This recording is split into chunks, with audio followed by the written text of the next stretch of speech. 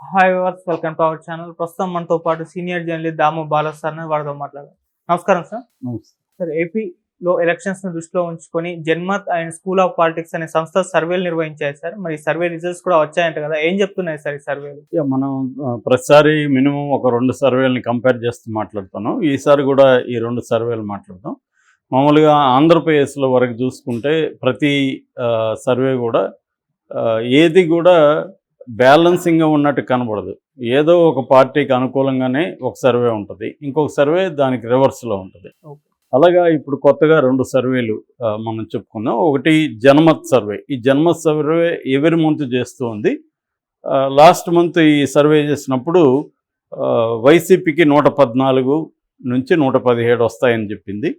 ఇప్పుడు 6 స్థానాలు పెరిగింది ఈ మంత్లో అని జన్మత్ సర్వే చెప్తుంది. జన్మత్ సర్వే ప్రకారం ఈసారి వైసీపీకి 120 నుంచి 123 వస్తాయి, కూటమికి 46 నుంచి 48 వస్తాయి, ఇది చెప్పింది. అయితే ఎందుకు ఈ గ్రాఫ్ పెరిగిందని జన్మత్ సర్వే అనుకుంటుంది అనేది వాళ్ళు డీటెయిల్గా ఏం చెప్పలేదు.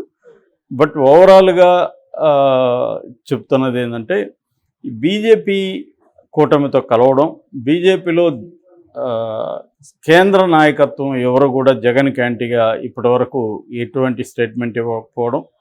సో ఇక్కడ క్యాంపెయిన్ కానీ లేదా అక్కడి నుంచి ఢిల్లీ నుంచి స్టేట్మెంట్లు ఇవ్వడం కానీ, జగన్ ప్రభుత్వాన్ని కోల్దామని పిలిపివ్వడం కానీ ఏ రకంగానూ లేదు. అట్లాగే బీజేపీ నుంచి 10 మంది అసెంబ్లీ అండ్ 6 పార్లమెంట్ స్థానాల్లో కూడా ప్రధానంగా తెలుగుదేశానికి సంబంధించిన వాళ్ళని అక్కడ పెట్టారు. 1-2 చోట్ల వైసీపీ వాళ్ళు కూడా ఉన్నారు.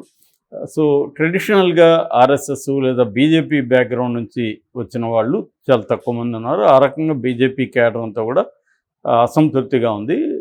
నిజానికి బీజేపీ పెద్ద ఓట్ షేర్ లేదు, కానీ దానివల్ల కూడా కొన్ని అసంతృప్తి వల్ల కూడా కొన్ని చోట్ల ప్రాబ్లమ్స్ ఉన్నాయి. అట్లాగే తెలుగుదేశానికి ఈ ప్లేస్లో ఇవ్వలేకపోవడం వల్ల తెలుగుదేశం క్యాడర్ కూడా ఇది ఉంది.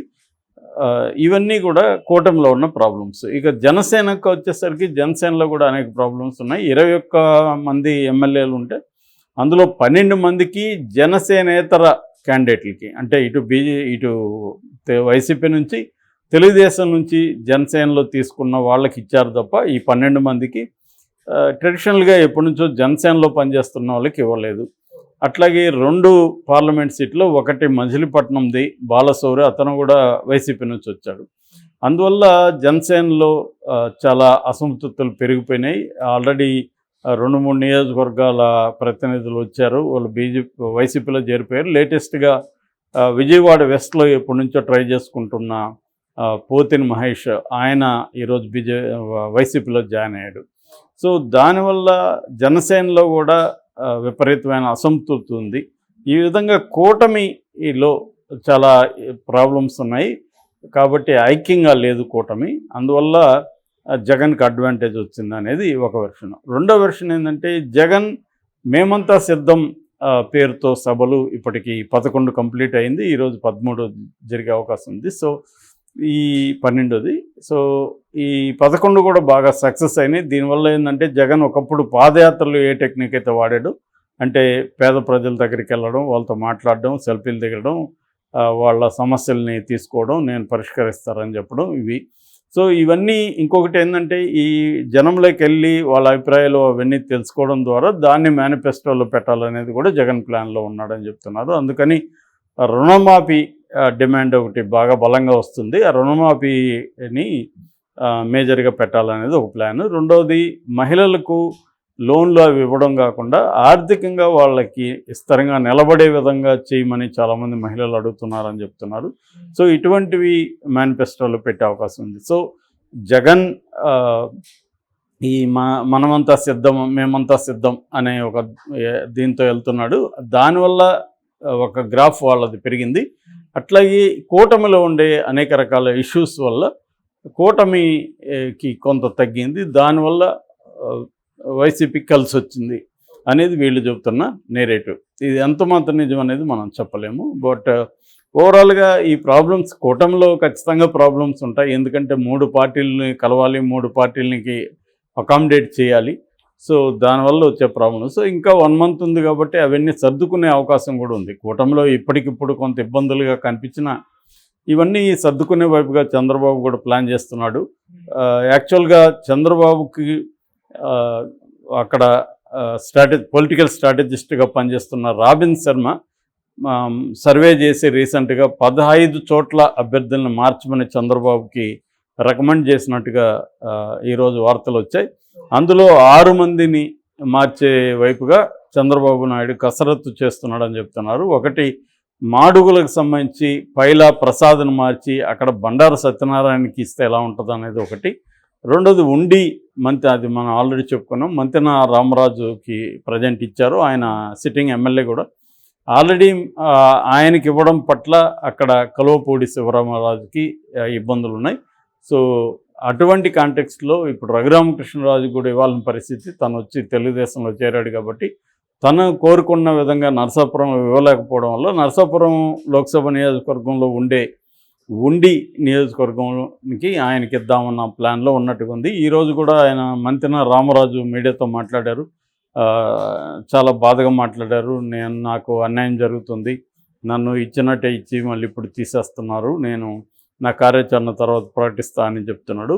సో ఈ ఇద్దరు రామరాజులు కానీ వ్యతిరేకంగా మారితే మాత్రం రఘురామకృష్ణరాజుకి ఇబ్బంది అవ్వచ్చు. బట్ రఘురామకృష్ణరాజుకి ఇంకా టైం ఉంది కాబట్టి వాళ్ళిద్దరిని కూడా ఏదో ఒక రకం మేనేజ్ చేసుకునే తెలివితేటలు కూడా ఆయనకు ఉన్నాయి కాబట్టి, తెలివితేటలు ఉన్నాయి, డబ్బు ఉంది. సో కాబట్టి చేస్తాడు. చంద్రబాబు కూడా వాళ్ళిద్దరిని మేనేజ్ చేసి వాళ్ళకి వేరే తమ ప్రభుత్వం వచ్చి నాకు ఏదో ఒక పదవులు ఇవ్వడం అని చేసే అవకాశం ఉంది. ఏదేమైనా కూటమిలో వీళ్ళు చెప్తున్న ప్రాబ్లమ్స్ సాల్వ్ చేసుకోవడానికి టైం అయితే ఇంకా 1 మంత్ ఉంది కాబట్టి మనం ఈ సర్వేని ఈ కారణాల వల్ల జగన్ గ్రాఫ్ పెరిగిందంటే కొంత నమ్మడం కష్టంగానే ఉంది. ఇక రెండవది స్కూల్ ఆఫ్ పాలిటిక్స్ చేసిన సర్వే, ఇది కంప్లీట్గా రివర్స్ చేసింది. ఇదేమో నేషనల్ లెవెల్లో లోక్సభ నియోజకవర్గాలకు సంబంధించి చేసింది. వీళ్ళు క్లియర్గా చెప్పారు ఇది may reflect or may not reflect the assembly elections. దీని రిజల్ట్ అసెంబ్లీకి ట్రాన్స్లేట్ అవ్వచ్చు అవ్వకపోవచ్చు అని వాళ్ళు చెప్పారు. ఎందుకంటే లోక్సభ ఎన్నికల అజెండా వేరే ఉంటుంది, స్థానిక అసెంబ్లీ ఎన్నికల అజెండా వేరే ఉంటుంది అనేది వీళ్ళ అభిప్రాయం. కానీ మనకి అది చాలా చోట్ల కరెక్టే. ఇటు తెలంగాణలో కరెక్టు, కర్ణాటకలో కరెక్టు, ఇట్లా చాలా చోట్ల కరెక్టే. కానీ ఆంధ్రప్రదేశ్లో పెద్ద తేడా లేదు. 2019లో చూసుకున్నప్పుడు లోక్సభ ఎన్నికలకి ఇటు అసెంబ్లీ ఎన్నికలకి మధ్య పెద్ద గ్యాప్ లేదు. కానీ చాలా రాష్ట్రాల్లో అది ఉంటుంది. ఎందుకంటే మోడీ వర్సెస్ వేరే చూడడం అనేది అక్కడ ఉంటుంది. మోడీ ఫ్యాక్టర్ అనేది బాగా పనిచేస్తుంది. కానీ రాయలసీమలో అటువంటి ఫ్యాక్టర్ ఏమి కనిపించట్లేదు. కాబట్టి వీళ్ళు చెప్పిన దాని ప్రకారం స్కూల్ ఆఫ్ పాలిటిక్స్ ప్రకారం ఎన్డీఏ కూటమికి అంటే తెలుగుదేశం ప్లస్ కూటమికి 19 నుంచి 23 లోక్సభ స్థానాలు వస్తాయి. వైసీపీకి 2 నుంచి 6 వచ్చే అవకాశం ఉంది అని చెప్తున్నారు. ఆ రకంగా వచ్చినప్పుడు ఖచ్చితంగా కూటమికే మెజారిటీ వచ్చే అవకాశం ఉంది.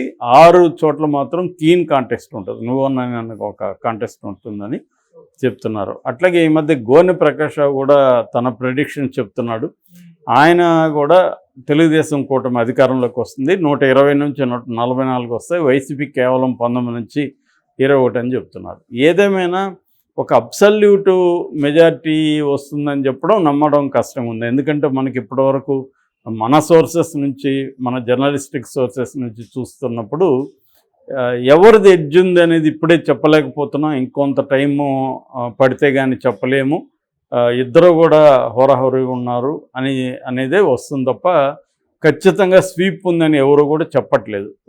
నాకు తెలిసి ఇప్పుడు నేను చాలామందితో మాట్లాడుతున్నా, మన మిత్రులు కూడా చాలామందితో మాట్లాడుతున్నారు, గ్రౌండ్ లెవెల్కి కూడా వెళ్ళిన గ్రామాలకు కూడా వెళ్తున్నారు. చూసినప్పుడు స్వీప్ అయితే ఎవరి వైపు లేదు.